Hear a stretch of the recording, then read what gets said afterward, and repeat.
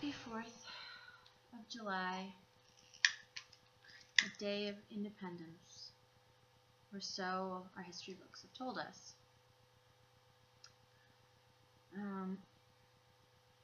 It's interesting to think what has been penned down and put into history and our understanding of humanity and people, when there's so many versions that still go unknown, that still are covered up, hidden away because they're too ugly or undesirable. The idea is that we want to create a homogenized understanding of what life is supposed to be. It's a facade. We live in a world of facades. We live in a world where there are walls, there are decorations, there are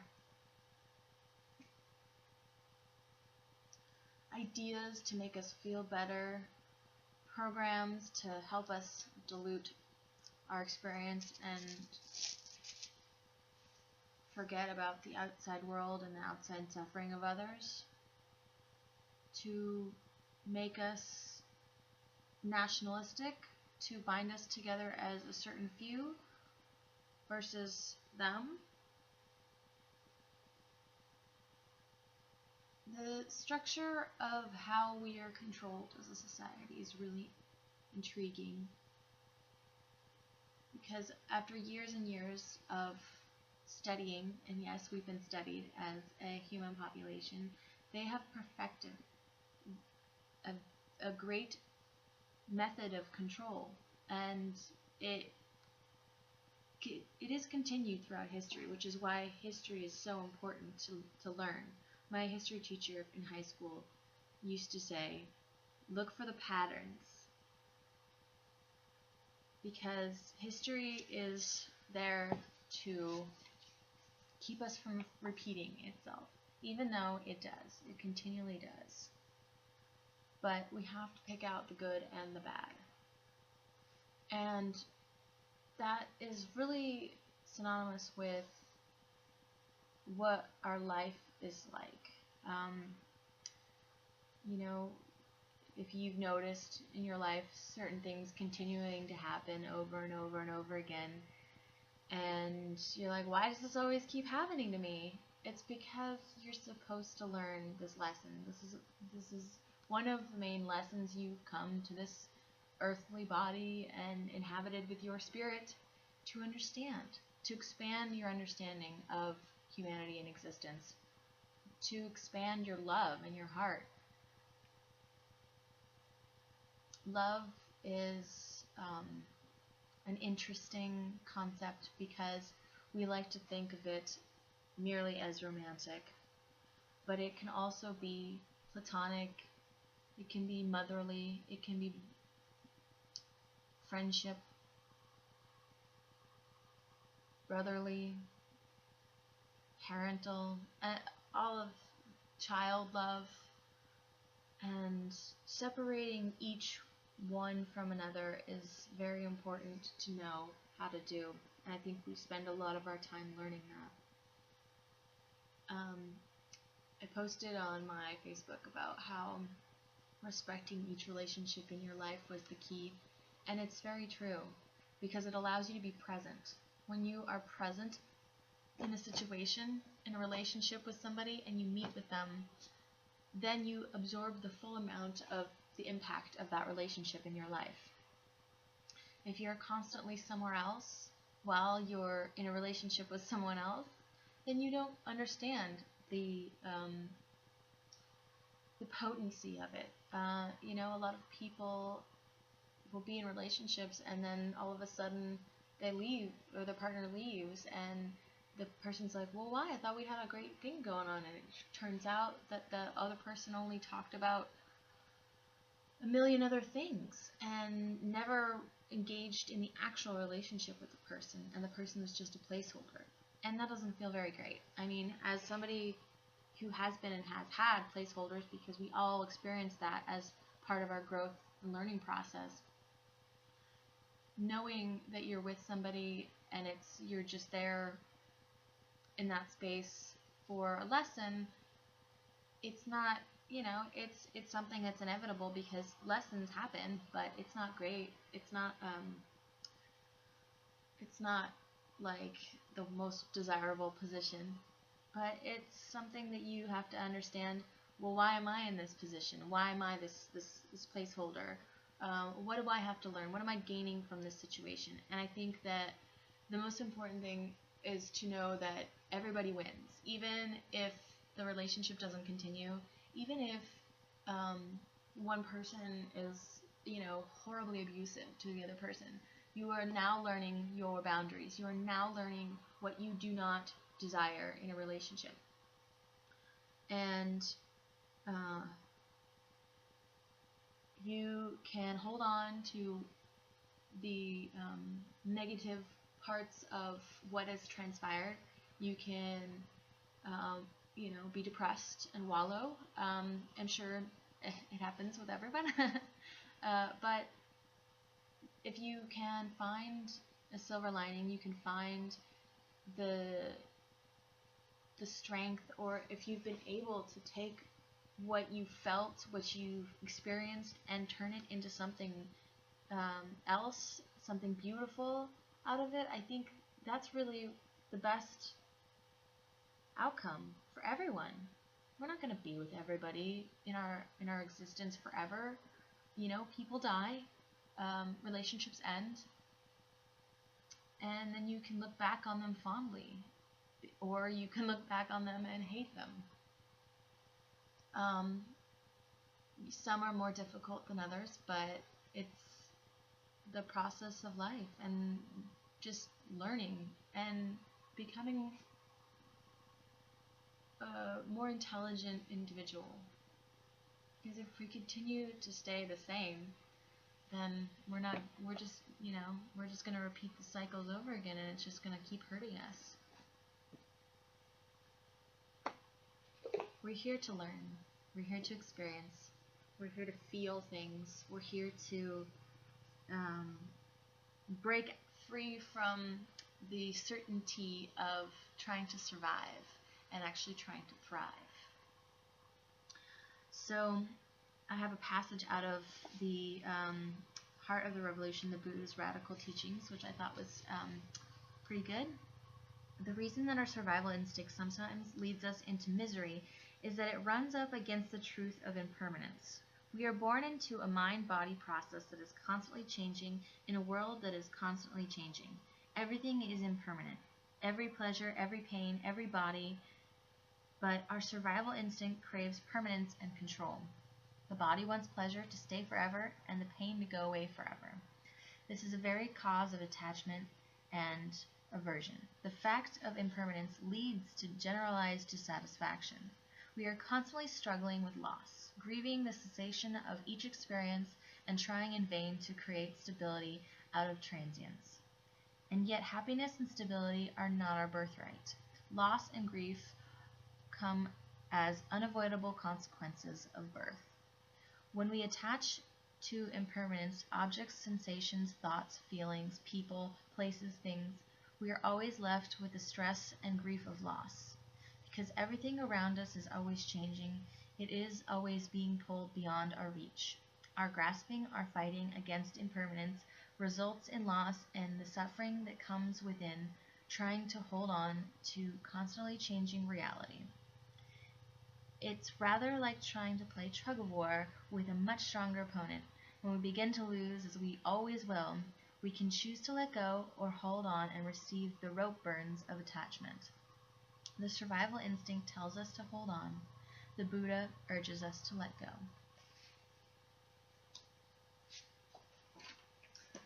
And here we are on the 4th of July,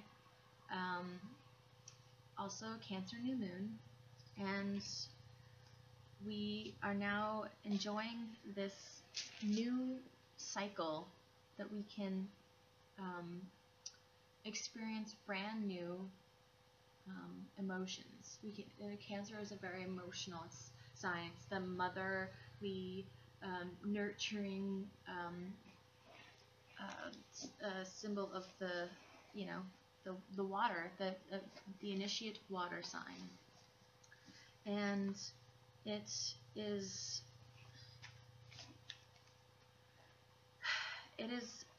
a very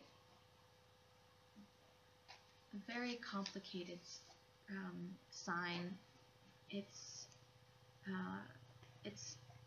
I've noticed there's very much hiding of emotions that are right there on the surface, and ignoring how the feelings, ignoring for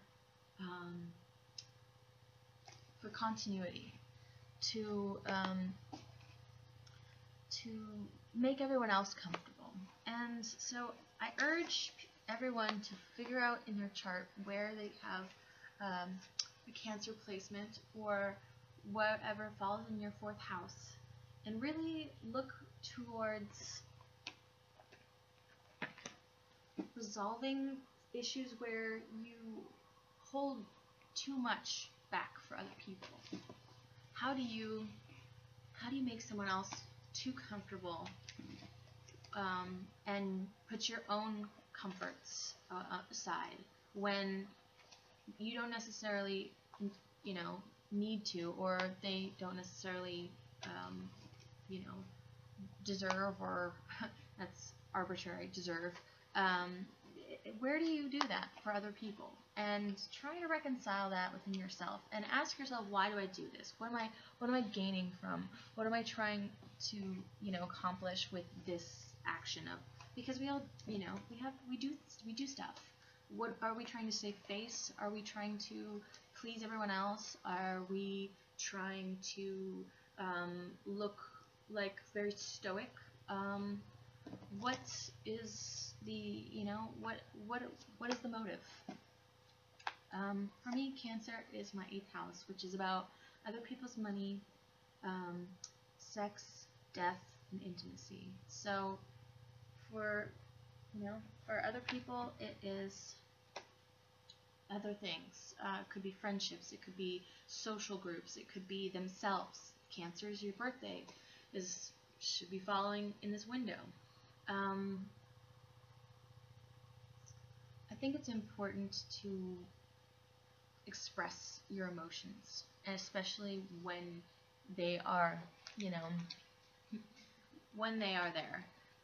Now, I know that it can be difficult, because sometimes it can come out in a very shocking and disruptive way, but I think holding them in, and keeping it to yourself, and keeping people out of understanding how you feel is much more detrimental than a slight hiccup of social standing, or social ambiance, or even, it's just learning how to express them in a healthy manner.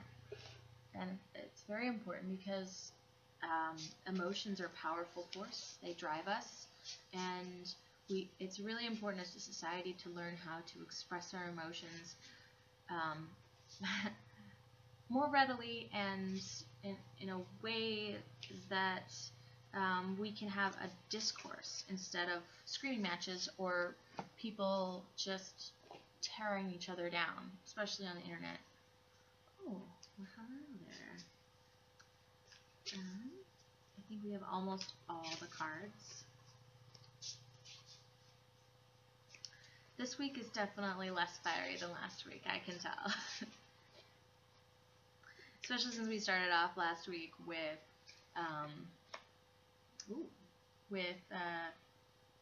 Mars going direct, and then also 2 fire signs in the beginning of the week. Reversed fire signs, of course, which are like chaotic energy of nonsense. Oh, alright. Well. Oh, wow. Okay. Interesting. Okay, for the beginning of the week, we have the High Priest, or the Hierophant.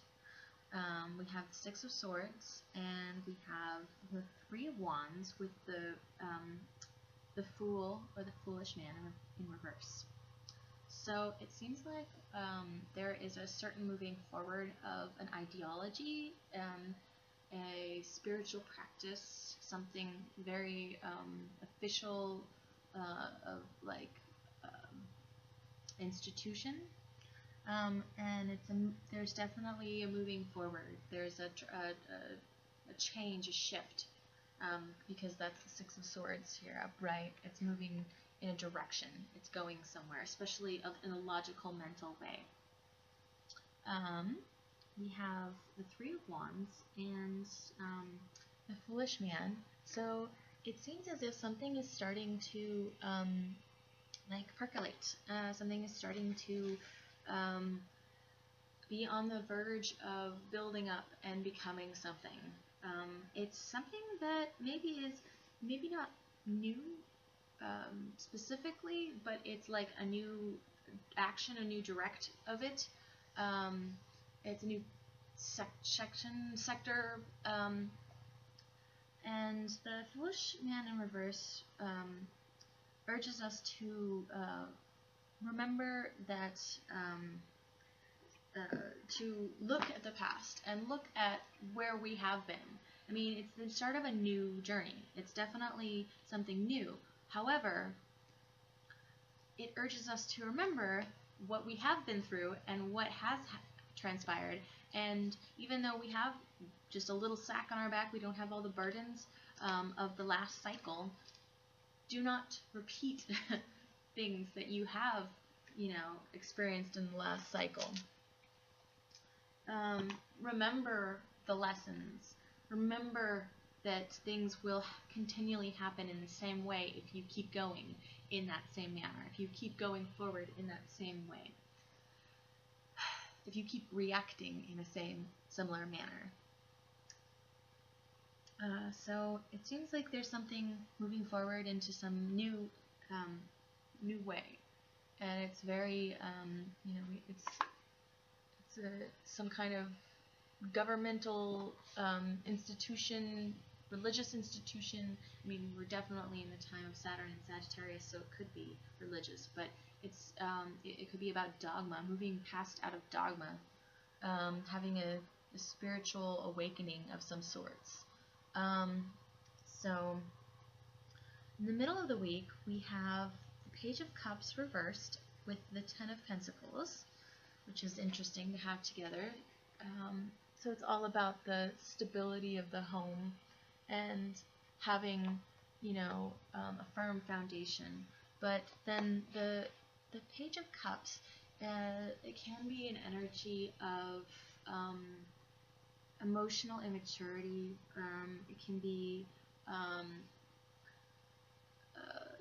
not being able to tap into creative powers. It could be messages or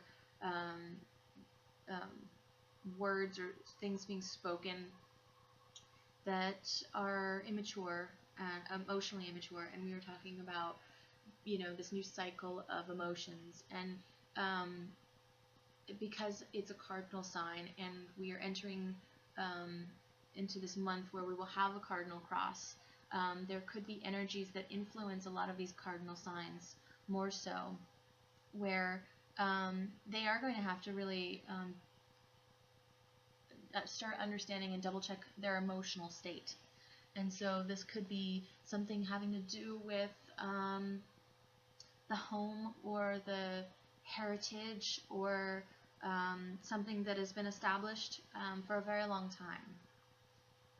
And then we have the Queen of Wands here, upright. So, we have action, we have empowerment, we have passion and creativity, and someone who is very intuitive and gets things done. She's a go-getter. She just does. She goes and she kind of makes everything happen around her. The Queen of Wands is somebody who loves to see everyone else happy, and that's what makes her happy. And so it's difficult because you really can't please everybody. You really can't. It's just impossible. But, you can always just try. And it's funny because this is also the sign of this, for Sagittarius, and we have the Saturn in Sagittarius, so it could have something to do with, the rules and the structure, especially with the High Priest. And the Fool is also the sign of Sagittarius. So we've got a lot of this Sag energy coming in, trying to make everybody happy, and everyone is not happy, not at all. It's really, really stressful. And then we have the Six of Pentacles in reverse. So it's all about the give and take. And that's interesting. We have Pentacles and Pentacles. So we have, maybe there's an inequality of reciprocity that needs to be addressed, especially with an emotional state. It could, it's just, or, the business is not getting as much as it could in than it should. Or there's issues in the home with, equal input. So at the end of the week, we have the Two of Cups reversed, we have the Hermit reversed, and we have the Two of Swords. So it seems as if there is a bit of a stalemate at the end of the week when it comes to close interpersonal relationships and inner guidance. And so tapping into that inner guidance and coming out of a state where you've reflected perhaps upon a relationship. So we have the 2 and the 2. Both are reversed, or well, one's reversed, one's upright. So it just seems like something is just not moving forward. Something is not progressing as it should. And it is, it's kind of like this choice that needs to be made. It's, you either are in or you are walking away. Are you in this battle? Are you trying to progress it forward? Are you trying to move forward with whatever you're trying to accomplish? Or are you going to walk away and say, you know what, this isn't working for me. I acknowledge that I need something else. I need a different situation. This is just not for me. And so it does seem as if this is a very family-focused and home and relationship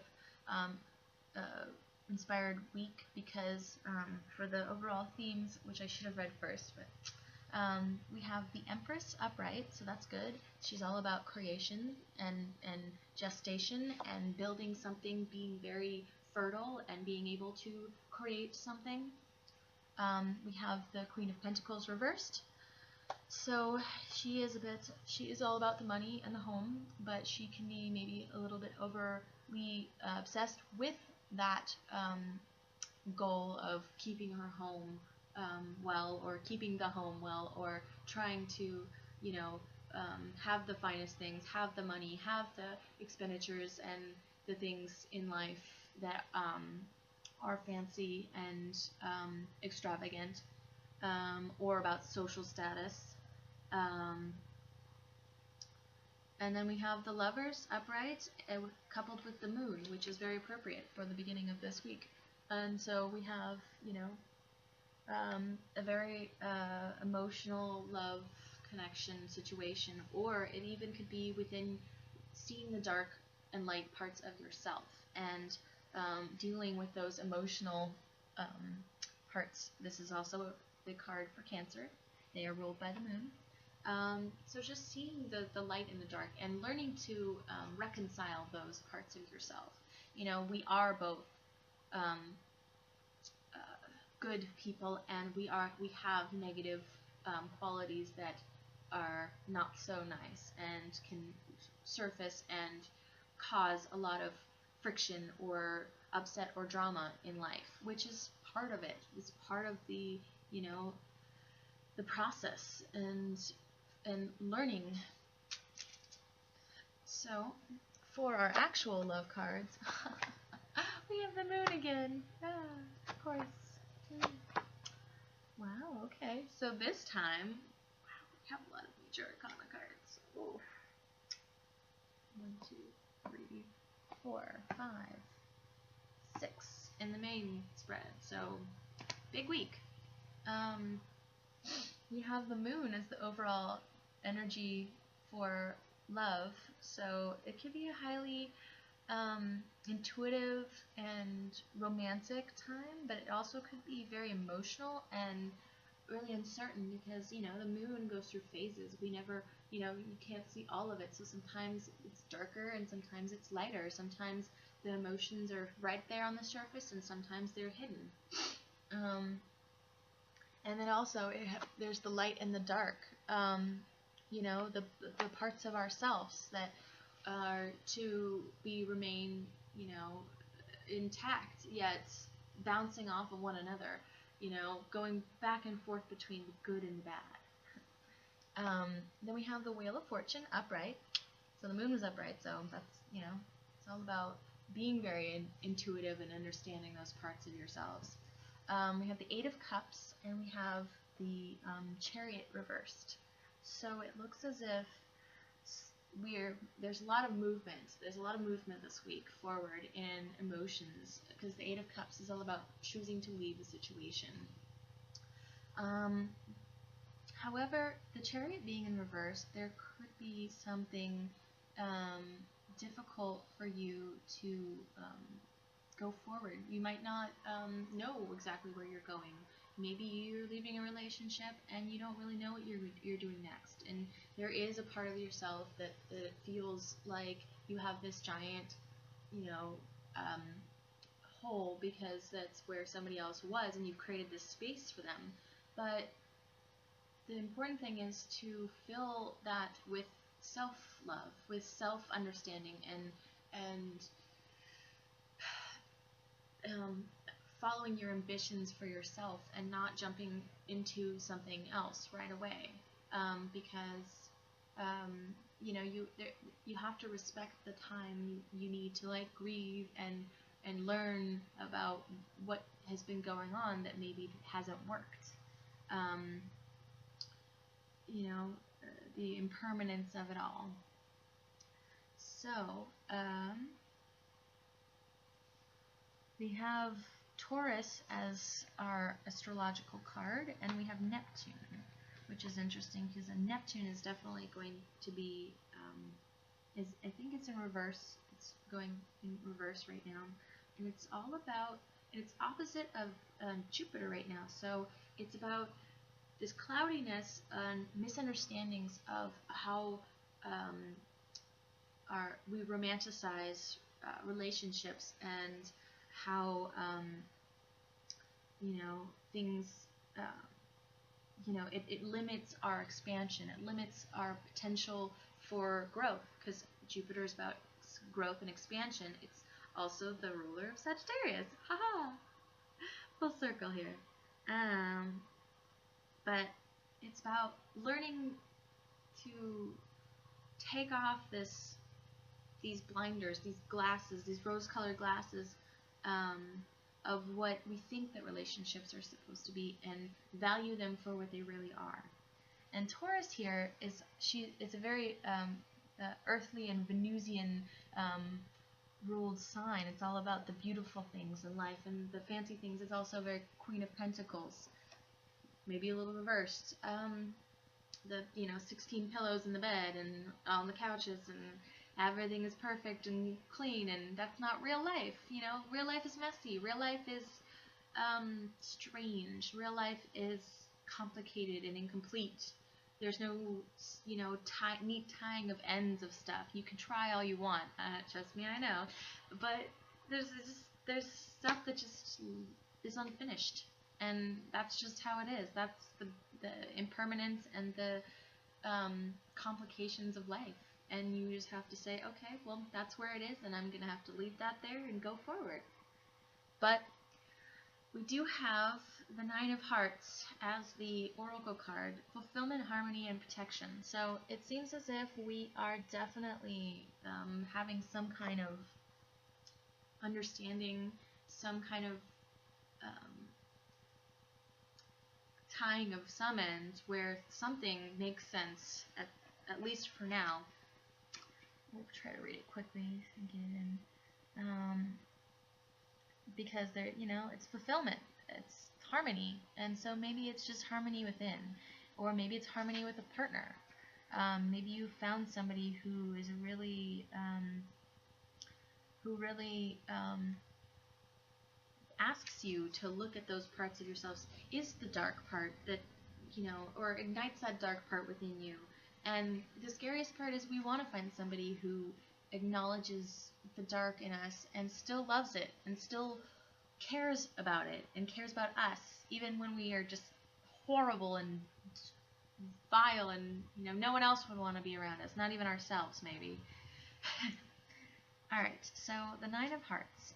This card signifies success, emotional fulfillment, and wisdom. Something that is dear to you or something that you are working towards has a positive outcome. This leads to a period of peace and harmony and a deep sense of personal satisfaction and emotional fulfillment. That which you strive to create and achieve is granted, and all is protected along the way. The light shines upon you. All is blessed. You can move forward with confidence. Moving forward. Protection. This does offer some protection. This is also protection as well. It's it's stability of the home.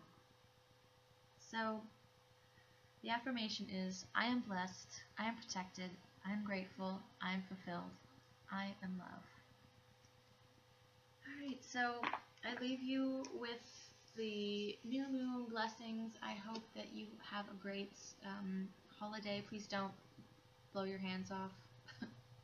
Be careful. And until next week.